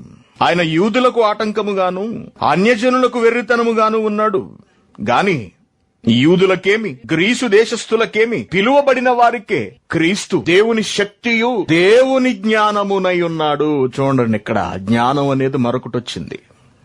అది నిరర్ధకులైపోవచ్చున్న ఈ లోకాధికారుల జ్ఞానము వంటి జ్ఞానము కాదు అన్నాడు ముందు. ఈ లోక జ్ఞానము కాని ఒక గొప్ప జ్ఞానం ఉన్నది. ఆ జ్ఞానాన్ని తెలుసుకోవాలి అంటున్నాడు. ఆ జ్ఞానము ఎవరో కాదు, ఆ జ్ఞానము మూర్తీభవించిన దైవత్వము. ఆ దైవత్వమే యేసుక్రీస్తు అనగా వాక్యము అనే ఒక మహాశక్తి. ఆ మహాశక్తిని తెలుసుకోవాలనుకున్నాడు దేవుడు. ఈ ప్రపంచ ప్రజలందరూ కూడా కనబడుతున్న జ్ఞానాన్ని దేవుడు తమకు అనుగ్రహించిన జ్ఞానాన్ని బట్టి, కానీ అన్నిటినీ చేసుకుంటూ వెళుతున్నాడు మనిషి. దేవుణ్ణి మాత్రం పక్కకు నెట్టాడు. ఆ జ్ఞానాన్ని, ఆ తన దగ్గర ఉన్న జ్ఞానాన్ని, తాను నేర్పించబోయే ఆ జ్ఞానాన్ని దేవుడు తీసుకునేవాళ్ళు ఎవరు అని ఎదురు చూస్తున్నాడు. అదే 2వ అధ్యాయము 6వ వచనం. పరిపూర్ణులైన వారి మధ్య అనగా తమ తెలివితేటలతో అనేకమైన పనులు చేయగలిగే బ్రతక నేర్చిన ఈ సమాజంలోని మనుషుల మధ్య, పరిపూర్ణులైన మాస్టర్స్, స్కాలర్స్ అయినటువంటి ఈ మనుషుల మధ్య జ్ఞానమును బోధించుచున్నాము అన్నాడు. ఏంటి, వాళ్ళకి జ్ఞానం బోధించాలా? ఒక శాస్త్రవేత్త పెద్ద జ్ఞాని, అతనికి కూడా జ్ఞానం బోధించాలా? ఎస్, అతడికి ఈ లోక సంబంధమైన జ్ఞానం ఉంది. అది వెర్రి, అది పిచ్చితనము, పాపం వాడికి తెలియదు. కానీ మనము నేర్పించవలసిన జ్ఞానం ఒకటి ఉంది అంటున్నాడు. అది ఈ లోక జ్ఞానము కాదు, నిరర్ధకులైపోవచ్చున్న ఈ లోకాధికారుల జ్ఞానము కాదు, గాని దేవుని జ్ఞానము మర్మమైనట్టుగా బోధించుచున్నాము. దేవుడు తన జ్ఞానాన్ని నేర్పిస్తాడట. అదే ఆత్మ జ్ఞానము, అదే దైవ జ్ఞానము, అదే వాక్య జ్ఞానము. ప్రపంచానికి జ్ఞానమును ప్రసాదించాడు దేవుడు. చక్కగా ఆ జ్ఞానంతో బ్రతికి దేవుని మహిమపరచాలి అనుకున్నాడు. తండ్రి, ఎంత మంచి కెమెరాను మీరు ప్రకృతిలో ఉంచారు, దాన్ని తీసుకోగలిగే తెలివితేటలు నాకు కూడా ఇచ్చారు కదా నాయన. దాని వలన నేను ఈ రోజున చక్కగా ఇలా ఇంట్లో కూర్చుని వాక్యం చెప్పగలుగుతున్నాను. అనేక దేశాల నుండి మీ బిడ్డలందరూ కూడా వాక్యాన్ని వినగలుగుతున్నారు, మీ సత్యాలను తెలుసుకోగలుగుతున్నారు. తండ్రి, ప్రకృతిలో మీరు ఉంచిన జ్ఞానమునకు, దాన్ని వెలికి తీయడానికి నాలో ఉంచిన జ్ఞానమునకు మీకు కృతజ్ఞతలు, ధన్యవాదములు.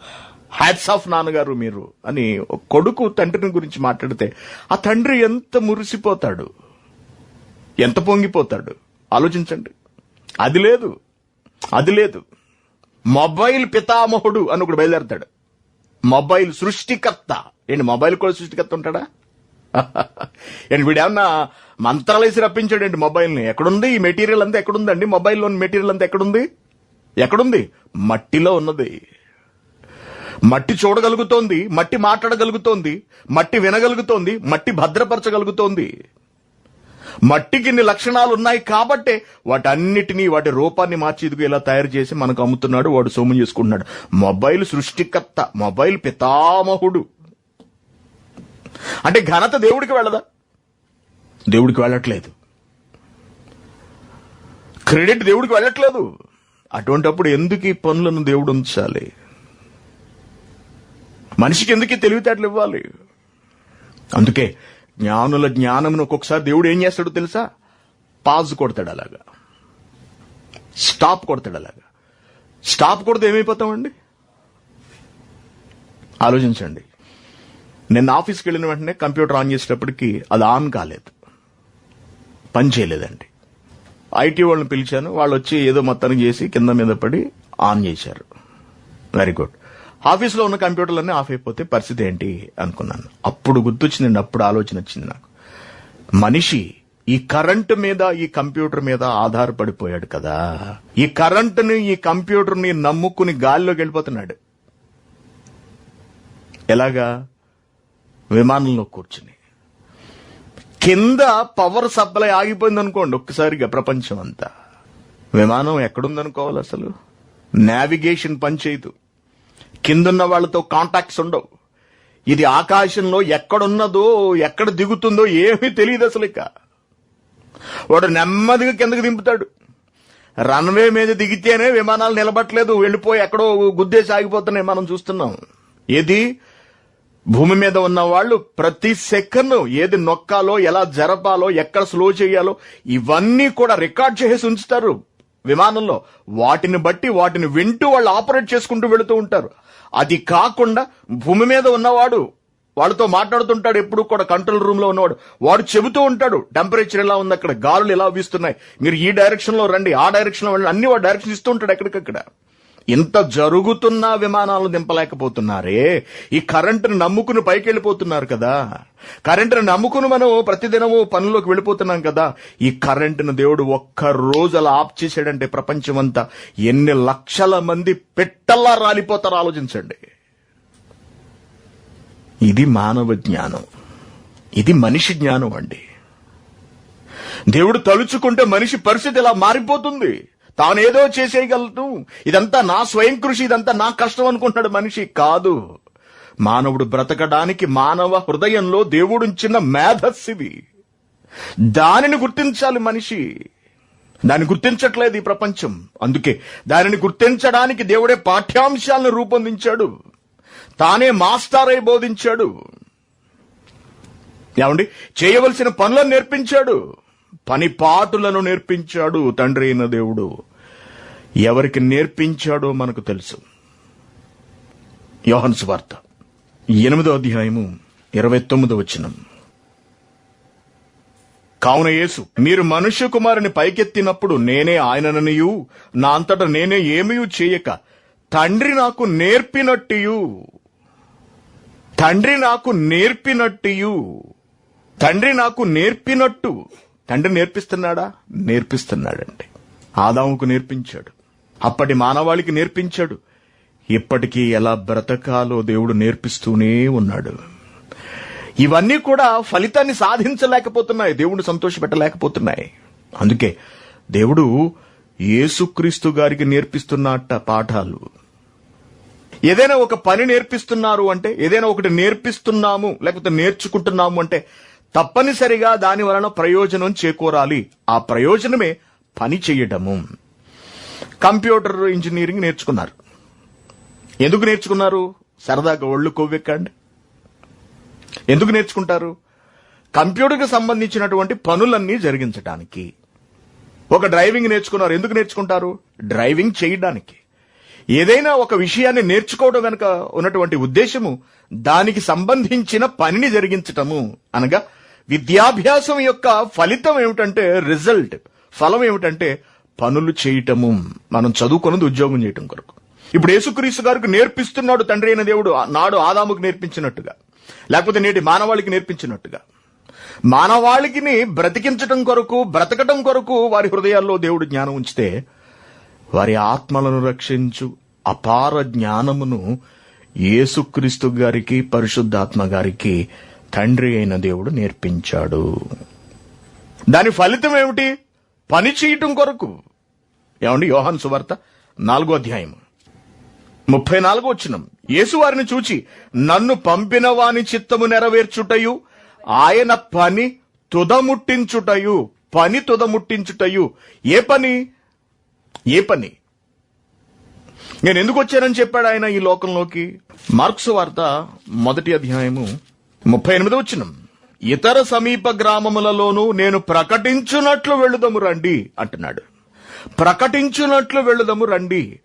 ప్రకటన అనే పని మీద ఆయన వచ్చాడు. ఇందు నిమిత్తమే కదా నేను బయలుదేరి వచ్చినని వారితో చెప్పాను.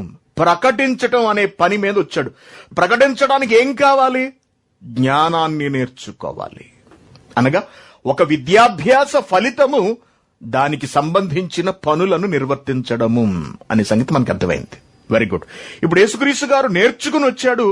నేర్చుకున్న ఆయన పని చేసుకుంటూ వెళ్ళాడు. అదే సువార్త పని. సువార్త అనేది ఒక పని అండి. దేవుని పిల్లలారా, సువార్త అనేది ఒక పని. సువార్త అనేది ఒక పని. ఫిలిప్పీయులకు రాసిన పత్రిక 4వ అధ్యాయం 3వ వచనం. అవును, నిజమైన సహకారి ఆ స్త్రీలు క్లెమెంతుతోనూ నా ఇతర సహకారులతోనూ సువార్త పనిలో. సువార్త అనే ఒక పనుందా? ఉంది. క్రైస్తవులకు పనుందా? ఉంది. సువార్త ప్రకటించడం అనేది ఒక పనేనా? పని. మరి పనిని క్రైస్తవులు చేయగలుగుతున్నారా? లేదు. ప్రపంచ ప్రజలకు ఈ పని అనేది ఒకటి ఉన్నదని తెలుసా? తెలియదు. ఇటు క్రైస్తవులకు తెలియదు, అటు ప్రపంచంలోని మిగిలిన జనాంగాలకు ఎలాగూ తెలియదు. ఏ వేళకి ఎందుకు తెలియకుండా పోతున్నాయి ఇవన్నీ కూడా? దేవుడు పని ఉన్నదనే సంగతి ఎందుకు తెలియదు? ఎందుకు తెలియదు? ఇప్పుడు చూడండి, ఫిలిప్పీయులకు రాసిన పత్రిక 2వ అధ్యాయము 21వ వచనం. అందరూ తమ సొంత కార్యములనే చూచుకొనుచున్నారు గాని యేసుక్రీస్తు కార్యములను చూడడం లేదు అన్నాడు. అంటే ప్రతి ఒక్కడూ ఈ భూమి మీద పని చేసుకుని బ్రతుకుతున్నాడు. ఆ పనులలో మునిగిపోయాడు పూర్తిగా. దేవుడి పనినే పక్కన పెట్టాడు. దేవుడి పనిని పక్కన పెట్టేశాడు. అందరూ సొంత కార్యములే.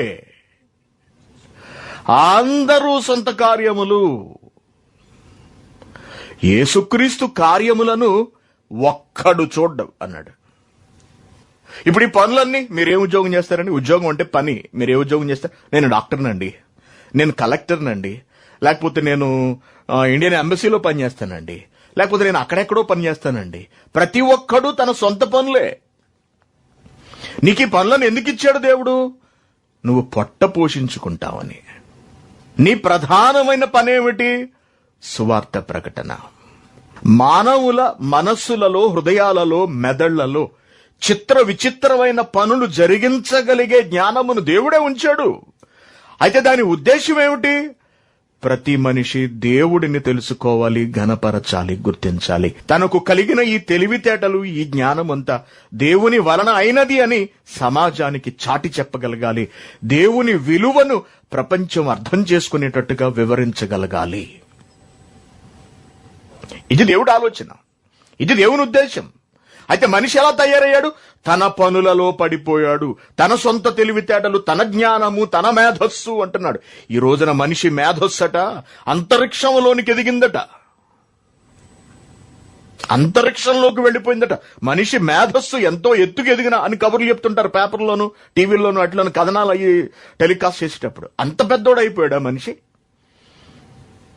దేవుడు మనిషికి ప్రసాదించిన మేధస్సు నేడు మనిషిని అంతరిక్షానికి చేర్చింది అంటే ఎలా ఉంటుంది? మనిషి తన తెలివితేటలతో అంతరిక్షంలోనికి దూసుకుపోతున్నాడు అంటే ఎలా ఉంటుంది? చూశారండి దేవుడిని ఎలా చిన్నవాడిని చేసేశారు. దేవుని పిల్లలారా, అసలు సిసలైన పనున్నది, అసలు సిసలైన పనిపాట్లున్నవి మనిషికి. అవి దేవుడిని గూర్చి చెప్పుకునే మాటలు, దేవుని కొరకు చేసే పనులు. ఇశ్రాయేలులకు విశ్రాంతి దినాన్ని ఎందుకు ఇచ్చాడు? ఇశ్రాయేలులకు విశ్రాంతి దినాన్ని ఎందుకు ఇచ్చాడు? పండుగలు ఎందుకు ఆచరించమన్నాడు? పర్ణశాలల పండుగ దేనికి? గుడారాల పండుగలు దేనికి? ఆ రోజు తీరికగా ఉండి దేవుడు తమ జీవితాలలో జరిగించిన గొప్ప కార్యములను తలచుకుని ఆ మహానుభావునికి కృతజ్ఞతలు చెల్లించాలని కాదా? దాన్ని వాళ్ళు ఆచరించగలిగారా? లేదు. వాళ్ళ పనులలో పడిపోయారు. ఈ రోజున మనుషులు దేవుడు అనుగ్రహించిన జ్ఞానముతోటే బ్రతుకుతూ వెర్రవీగుతూ ఆ దేవుణ్ణే తీసి పక్కకు నెట్టేస్తున్నారు. అందుకే దేవుని పిల్లారా, అసలు సిసలైన విద్య అంటే ఏమిటో, ఏమండి, అసలు సిసలైన జ్ఞానం అంటే ఏమిటో దేవుడు క్రైస్తవులకు చెప్పాడు. కాబట్టి చరిత్రకారుడు గాని, శాస్త్రవేత్త గాని ఎవడు ఏది మాట్లాడినా దేవుని ఆలోచనలకు అనుగుణంగా ఉన్నదా లేదా, లేక విభేదిస్తున్నదా అని ఆలోచించవలసిన అవసరం, పరీక్షించవలసిన అవసరం, నిర్ధారించవలసినటువంటి అవసరం క్రైస్తవుడి మీదే ఉన్నది. ఆ బాధ్యత క్రైస్తవుడి మీదే పెట్టాడు దేవుడు. కాబట్టి ఈ రోజున చరిత్రకారులు బయలుదేరిపోయి నాటి కాలంలో మనిషి బ్రతుకు ఎలా ఉన్నది, వ్యవసాయం చేసుకోవడం కూడా చేత కాదు, క్రమక్రమంగా వ్యవసాయం నేర్చుకుని బ్రతికాడు, ఇదంతా మనిషి తెలివితేటల వల్లే సాధ్యమైంది అని అనడం, ఈ రోజున కూడా మనిషి తయారు చేస్తున్న ఈ మందులు, చేస్తున్న ఈ పరిశోధనలు, లేకపోతే మనిషి బ్రతుకుతున్న తీరు, ఇదంతా తన సొంత తెలివితేటలు, తన జ్ఞానం అనుకుని విర్రవీగడాన్ని బట్టే ఇటువంటి కరోనా వంటి భయంకరమైన తెగుళ్లను దేవుడు పంపిస్తున్నాడు. ఈనాడు గుర్తించలేదు, ఆనాడు గుర్తించట్లేదు మనిషి దేవుణ్ణి. కాబట్టి ప్రేమైన దేవుని పిల్లారా, ఈ పనులన్నిటినీ దేవుడు చేయించడానికి ఉన్న కారణం ఏమిటంటే మనిషి అసలు సిసలైన పని అంటే ఏమిటో తెలుసుకోగలగాలి. అసలు సిసలైన పనిని గ్రహించగలగాలి మనిషి. అదే దేవుడి పని. లోక జ్ఞానమును దేవుడే నేర్పించాడు. నేర్పించడం అంటే లోక జ్ఞానం అనగా తప్పులు చేసే జ్ఞానము, విర్రవీగే జ్ఞానం అని కాదండి. ఆ వస్తువులను మనిషి ప్రయోజనము నిమిత్తము రూపొందించగలిగే జ్ఞానము, అది అక్కడ చెబుతున్నాడు. ఆ జ్ఞానము దేవునిని గుర్తించలేకపోతున్నందుకు అటువంటి జ్ఞానుల మీద దేవుడికి కోపం వచ్చింది. అనగా అలా ప్రవర్తించే వారి మీద దేవుడికి కోపం వచ్చింది.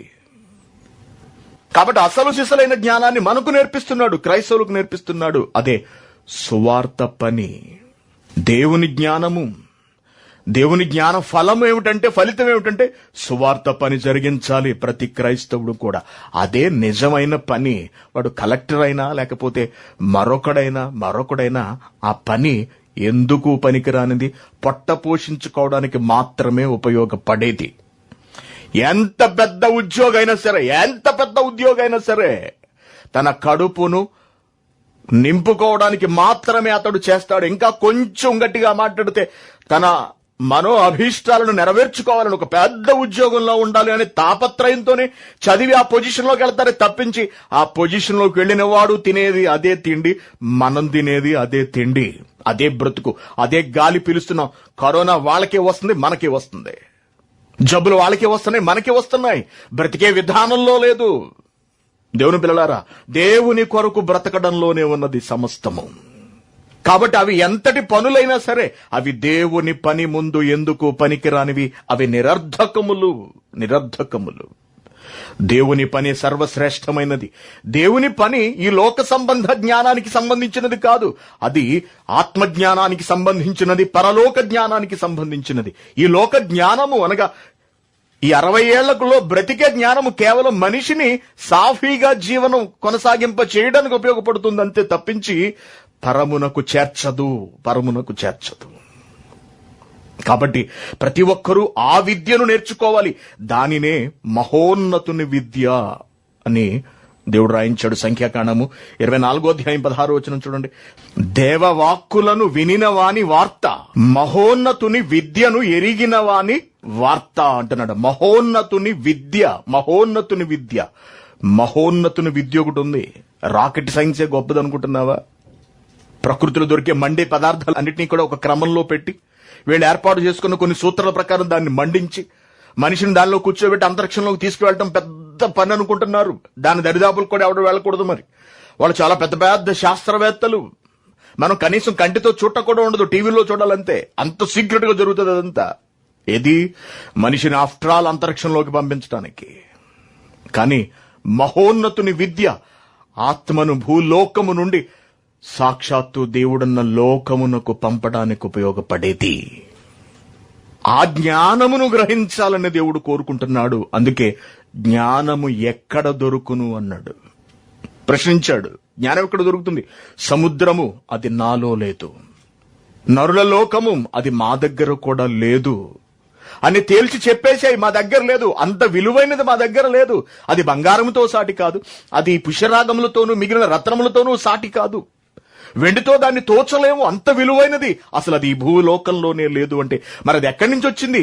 అది పై నుండి వచ్చిన జ్ఞానము అంటున్నాడు. చూడండి, యాకోబు పత్రిక 3వ అధ్యాయము 15వ వచనం. ఈ జ్ఞానము పై నుండి దిగి వచ్చినది కాక ఏ జ్ఞానము ముందు చెబుతున్నాడు. చూడండి 14వ వచనం. అయితే మీ హృదయముల్లో సహింపనలవి కాని మత్సరము, వివాదము, ఒళ్ళు కొవ్వెక్కిపోవడం, చదువును బట్టి, పనులను బట్టి, ఉద్యోగాలను బట్టి హృదయంలో సహింపనలవి కాని మత్సరము, అసూయ, వివాదమును ఉంచుకునే వారైతే అతిశయపడవద్దు. సత్యమునకు విరోధముగా అబద్ధవాడవద్దు.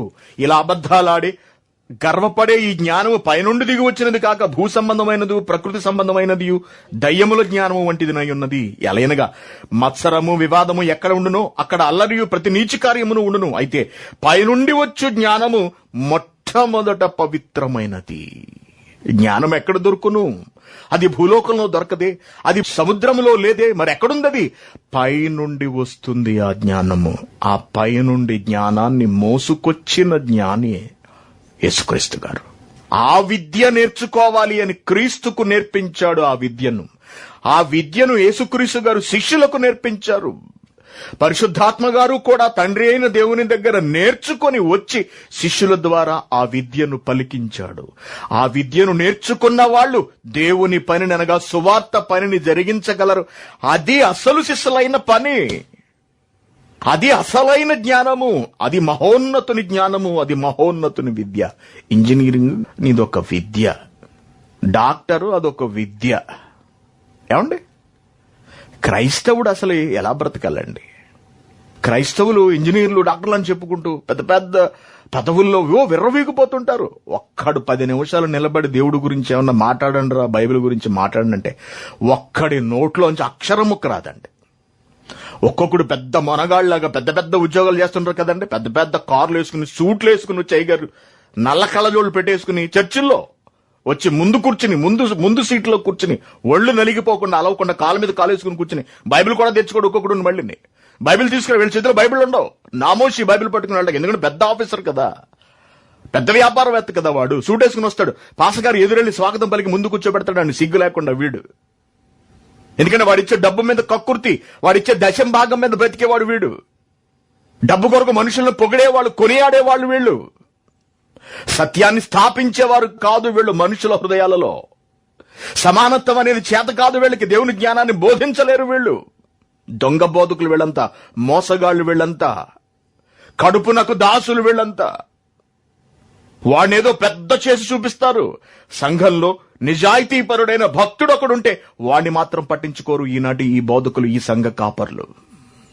వాడికి విలువిచ్చి, వాడికి ప్రాధాన్యతనిచ్చి, వాడిని తీసుకొచ్చి ముందు వాడేదో పెద్ద ముదీర్లా ఫీల్ అయిపోయి వాడు అలా సూట్ వేసుకుని వచ్చి అలా కూర్చుని మళ్ళీ అలా లేచి వెళ్ళిపోతాడు వాడు సూట్ నలగకుండా. వీళ్ళు క్రైస్తవులు ఇలా తగలబడ్డారు కాబట్టి ఈ రోజున దేవుని జ్ఞానం ఏమిటో, దేవుని విద్య ఏమిటో, దేవుని పని ఏమిటో, సువార్త పని అంటే ఏమిటో అసలు క్రైస్తవులకే తెలియలేదు. ఇంకా మిగిలిన సమాజానికి వీళ్ళు ఏం చెప్పగలరు? మనం ఏం ప్రకటించగలం చెప్పండి? కాబట్టి ప్రియమైన దేవుని పిల్లలారా, మనిషి బ్రతకడానికి కావలసిన జ్ఞానమును దేవుడే అనుగ్రహించాడు. ఆ జ్ఞానముతో మనిషి విర్రవీగిపోతూ దేవుణ్ణి పక్కకు నెట్టాడు. కాబట్టి జ్ఞానుల జ్ఞానమును సర్వనాశనం చేసేస్తాను అన్నాడు దేవుడు. కానీ ఆ జ్ఞానాన్ని కలిగిన నువ్వు దేవునికి విధేయుడవై, దేవునికి లోబడి బ్రతికి, దేవునికి కృతజ్ఞత తెలియచేస్తూ సంతోషించు, దేవుని మహిమపరచు. నిన్ను చూసి దేవుడు పొంగిపోతాడు. నీకు కలిగిన ప్రతి జ్ఞానమునకు మూలమును దేవుణ్ణి చెయ్యి. మీరెవరైనా వాక్యం బాగా చెప్పారండి అంటే నాకు చాలా భయం వేస్తుందండి. ఇదంతా దేవుడిచ్చినది, ఇది నాది కాదు. వాక్యం ఎప్పుడూ బాగుంటుంది అంటాను. అందుకే నేను వాక్యం బాగుంటుంది, నేను చెప్పడం వలన బాగుండడం కాదు. అది వాక్యమునకున్న శక్తి. అది వాక్యం ఎప్పుడూ బాగుంటుంది, అది విలువైనది, దాన్ని ఎవరూ కొనలేరు. రత్నములు కొన్నా గొప్పదని దేవుడు చెబుతున్నాడు కదా. మీరు చాలా బాగా చెప్పారు, నాకు అదే భయం వేస్తుంది. దేవుని పిల్లరా, దేవుడు నేర్పించిందండి. మహిమ ఘనత దేవునికి దక్కాలి, మనిషినైనా నాకు కాదు. మనుషులకు దక్కకూడదు. అది దేవుడు ఘనపరచబడాలి, దేవుడు గొప్పవాడు కావాలి. ఒక శాస్త్రవేత్త ఉన్నాడు, అంతరిక్షంలోకి రాకెట్ ను పంపించాడు. దేవుడిచ్చిన జ్ఞానము వలన, ప్రకృతిలో ఎగరగలిగే సామర్థ్యం ఉండడం వల్ల నేను రాకెట్ ని చేయగలిగాను తప్పించి నాదేముందండి అని ఒక్క మాట అంటే దేవుడు ఎంత పొంగిపోతాడు. మిగిలిన ప్రపంచం అంతా, సాధారణ ప్రజలందరూ దేవుణ్ణి ఎంత గొప్పగా చూస్తారు. మీరు ఒకసారి ఆలోచించండి ఆ మాట అంటే. అలా అనలేక తమ కష్టం, తమ రెక్కల కష్టం అనుకుంటున్నాడు మనిషి. కాదు దేవుని పిల్లలారా, ప్రతి ఆలోచన, ప్రతి మేధో సంబంధమైనటువంటి ఆలోచన దేవుడు మానవ బ్రతుకుల కొరకిచ్చినదే, మానవ బ్రతుకు కొరకిచ్చినదే. దాన్ని చూసి విర్రవేగకూడదు, దానిని బట్టి దేవునికి కృతజ్ఞతలు తెలియచెప్పాలి. మనిషి లేకపోతే ఈ ప్రపంచం దీన్ని మర్చిపోయింది కాబట్టి అసలు సిసలైన జ్ఞానం అంటే ఏమిటో, అసలు సిసలైన పని అంటే ఏమిటో, అసలైన విద్య అంటే ఏమిటో దేవుడు నేర్పిస్తున్నాడు క్రైస్తవులకు. కానీ క్రైస్తవులు కూడా దాన్ని పట్టించుకోవట్లేదు. కాబట్టి దేవుని పనే అన్నిటికన్నా గొప్ప పని. ఆది కాలంలోని ప్రారంభపు మనిషికి దేవుడు ఎలా బ్రతకాలో నేర్పించాడు. నేటికి కూడా మనిషి ఎలా బ్రతకాలో దేవుడు నేర్పిస్తూనే ఉన్నాడు. ఈ లోకంలో జీవనానికి కావలసిన జ్ఞానమంతా మనిషికిచ్చాడు. అలాగే ఆత్మ తానున్న లోకానికి చేరుకోవడానికి అవసరమైన సమస్త జ్ఞానమును దేవుడు బైబిల్ గ్రంథంలో భద్రపరిచి మహోన్నతుని విద్యగా నేర్పిస్తున్నాడు. ఈ లోక జ్ఞానాన్ని బట్టి విర్రవేగకూడదు. దేవునికి విధేయులమై కృతజ్ఞత కలిగే ఆ లోక జ్ఞానాన్ని బట్టి సంతోషించాలి. మహోన్నతుని విద్యను బట్టి సంతోషించాలి. మహోన్నతుని పని చేయటంలో ఆనందించాలి. పని చేయటంలో అది అసలైన పని. రోమీయులకు రాసిన పత్రిక 14వ అధ్యాయం 20వ వచనం, భోజనము నిమిత్తము దేవుని పనిని పాడు చేయకండి. దేవుని పని, దేవుని పని, దేవుని పని. దేవుని పని కూడా ఉందా? అన్ని పనుల కన్నా గొప్పది దేవుని పని. కాబట్టి బ్రతుకునిచ్చిన దేవుడు బ్రతకడం నేర్పించలేదా? నేర్పించాడు. బ్రతుకుని ఇస్తున్నటువంటి దేవుడు బ్రతకడం నేర్పిస్తున్నాడు. ఈ రోజున ఎన్నో పనులు దేవుని వలన మాత్రమే మానవులలోండి పుట్టుకొస్తున్నవి. మరి ఆత్మనిచ్చిన దేవుడు పరలోకానికి చేర్చగలే విద్యను నేర్పించలేదా? ఆ బ్రతుకు నేర్పించలేదా అంటే ఆ బ్రతుకు కూడా నేర్పిస్తున్నాడు. కానీ మానవులు తమ బ్రతుకులలో పడి దేవుని కొరకు బ్రతకడాన్ని మర్చిపోతున్నారు. ఇది తప్పు. ఇది తప్పు. సారాంశాన్ని గ్రహించండి. దేవుని పిల్లారా, దేవుడు చాలా గొప్పవాడు. మనకు చాలా గొప్ప స్థితినిచ్చిన వాడండి దేవుడు. మనం ఏం చేసినా దేవునికి కృతజ్ఞతలు, దేవుని మహిమపరచాలి, దేవుని గణపరచాలి. మనం ఏం చేసినా, మీరేమి చేసినను, మాట చేత గాని క్రియ చేత గాని మీరేమి చేసినను ప్రభు అయిన యేసుక్రీస్తు ద్వారా తండ్రి అయిన దేవునికి కృతజ్ఞతలు చెల్లించండి, కృతజ్ఞతలు చెల్లించండి అంటున్నాడు పౌలు గారు. కాబట్టి బ్రతుకునిచ్చిన దేవుడు బ్రతకడం నేర్పించలేదా? నేర్పించాడు. అలాగే ఆత్మనిచ్చిన దేవుడు పరలోకానికి చేర్చగలిగే విధానమును, పరలోకానికి చేరగలిగే మాటలను, లేకపోతే జ్ఞానమును, విద్యను నేర్పించలేదా? దాన్ని నేర్పిస్తున్నాడు. వాళ్లకు నేర్పించాడు, ఇప్పుడున్న వాళ్లకు నేర్పిస్తున్నాడు. కాబట్టి చరిత్రకారులు మనిషి తనంతట తానుగా అభివృద్ధి చెందాడు, దేవుడనేవాడు ఏం చేయలేదు అని చెప్పడం చాలా తప్పండి. వీళ్ళను చూసొచ్చారా? ఆదాము వ్యవసాయం చేయడం వీళ్ళు చూశారా అండి? చూసి వచ్చినోడు చెప్పింది సాక్ష్యం అవుతుందండి. చూడని వాడు చెప్పింది సాక్ష్యం అవుతుంది. నువ్వేదో తవ్వేసి దాని మీద ఏదో రసాయనాలు పూసి ఇది ఇన్ని వేల సంవత్సరాల క్రితం నాటిది, అప్పట్లో మనిషి గోచి కూడా పెట్టుకోకుండా తిరిగేవాడు, చేతిలో కర్ర ఉండేది, సోల ఉండేది కాదు, ఏం ఉండేది కాదు, మొత్తం గడ్డం ఇలా పెరిగిపోయి ఉండేది, పిచ్చోళ్ళ ఉండేవాడు చూడడానికి అని నువ్వు కబుర్లు చెప్తే ఎలా కుదురుతుంది? సాక్షి అయిన వాడు చెప్పాలి. సర్వకాలములలో సాక్షి అయిన వాడు దేవుడండి. దేవుడిచ్చిన సాక్ష్యము సత్యము. ఎప్పటికీ కూడా దేవుడిచ్చిన సాక్ష్యము సత్యం. మొదటి మనుషులు ఎలా బ్రతికారో దేవుడు చెప్పాడు, వాళ్ళకి ఎలా నేర్పించాడో చెప్పాడు. వాళ్ళు వ్యవసాయం చేసుకు బ్రతికారు, వాళ్ళకి తెలివితేటలను ఇచ్చాడు అప్పుడే దేవుడు. అలాగే మధ్యకాలంలో మనుషులు వచ్చేటప్పటికి బంగారము, వెండి, మిగిలిన లోహాలతో వస్తువులను తయారు చేసుకుని ఎదిగిపోయారు. వస్త్రాలు వచ్చేసాయి నిర్గమకాండం నాటికి, అల్లికలతో విచిత్రమైన పనులన్నీ వచ్చేసాయి. తదనంతర కాలంలో మనిషి ఇంకా పెద్దవాడయ్యాడు. శాస్త్రం అనేది అభివృద్ధి చెందింది. మనిషి సౌలభ్యం కొరకు, మనిషికి మంచి జీవితం కొరకు దేవుడు వీటన్నిటిని చేసుకుంటూ వెళుతున్నాడు. దానిని గుర్తించాలి. మనం ఏనాడు తృణీకరించకూడదు. చెప్పండి తెలియని వాళ్ళకి ఎవరికైనా. తమ చదువును బట్టో, తమ ఉద్యోగాలు బట్టో, తమకున్న తెలివితేటలు బట్టో వెర్రవీగిపోతున్నారేమో మనుషులు. చాచి ఒక్కటి కొట్టాడంటే మొత్తం పళ్ళుడిపోతాయి మనకు.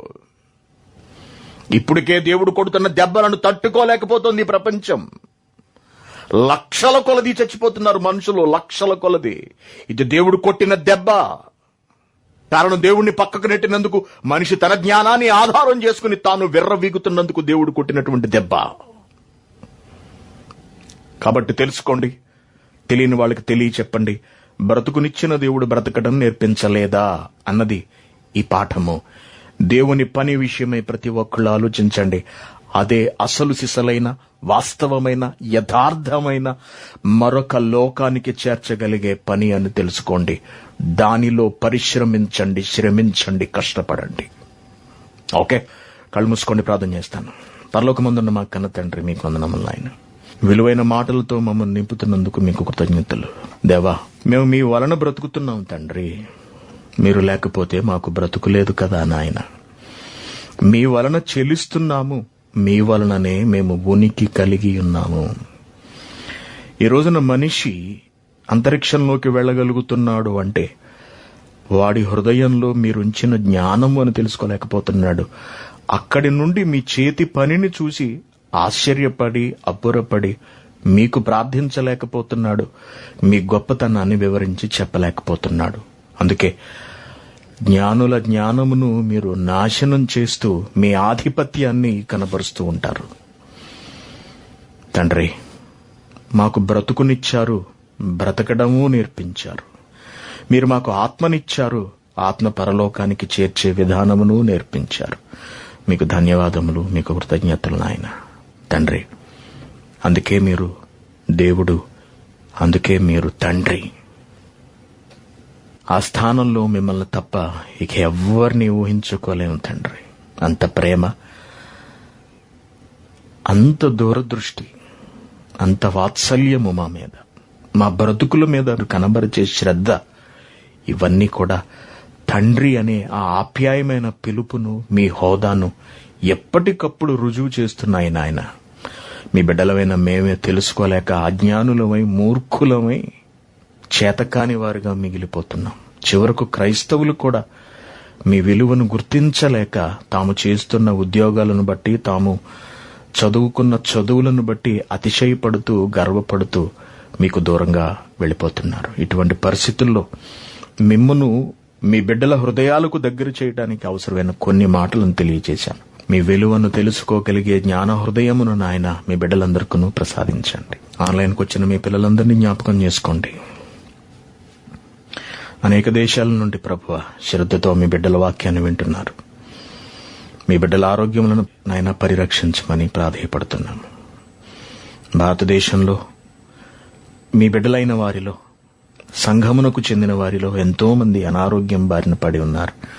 ప్రార్థించమని అడుగుతున్నారు తండ్రి. వారందరి నిమిత్తము ప్రార్థిస్తున్నాం. అలాగే కువైట్ దేశంలో నాయన ఎందరో అనారోగ్యాలతో ఉన్నారు సంఘంలోని వారు.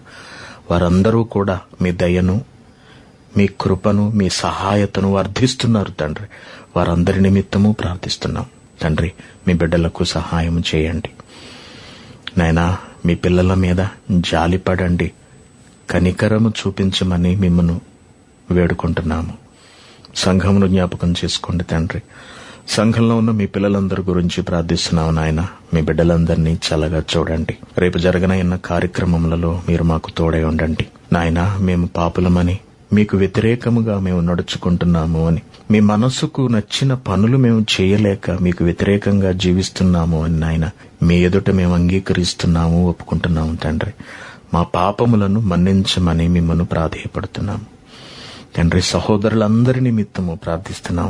అందరినీ మన్నించమని అందరి తరపున మీకు విజ్ఞాపన చేస్తున్నాం. మీ పని నిమిత్తము నాయన జరిగించవలసిన ఎన్నో కార్యక్రమముల నిమిత్తము మమ్మల్ని బ్రతికించి ఉంచండి తండ్రి.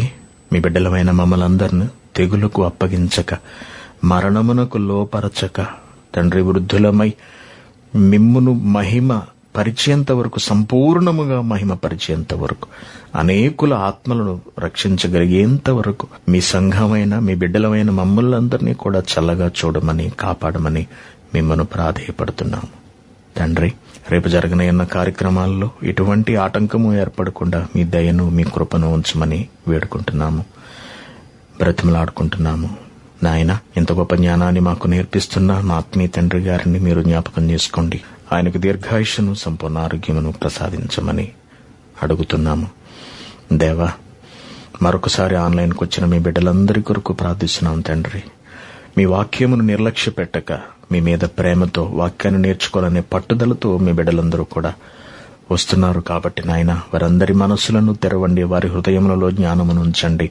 మీ కొరకు మీ పని చేస్తూ బ్రతకగలిగే అవకాశమును మీ బిడ్డలమైన మా అందరికీ ప్రసాదించండి తండ్రి. అలాగే నాయన కష్ట సమయంలో విలువైన తమ ధనాన్ని మీ కొరకు ధారపోస్తున్న మీ బిడ్డలందరినీ జ్ఞాపకం చేసుకోండి తండ్రి. తమ బిడ్డలకు అందించవలసిన తమ కష్టాన్ని మీ పని నిమిత్తం ఇస్తున్నారు నాయన. వారిని అందరినీ చల్లగా చూడండి, వారి కుటుంబంలో జ్ఞాపకం చేసుకోండి తండ్రి. రేపు కూడా మా ద్వారా మహాజ్ఞానమును ప్రవహింపచేయమని, మీ కొరకు బ్రతికించి ఉంచమని మా ప్రభువును ప్రియరక్షకుడైన యేసుక్రీస్తు వారి పేరిట ఈ ప్రార్థన మీకు సమర్పిస్తున్నాం తండ్రి. ఆమేన్. అందరికీ వందనాలు.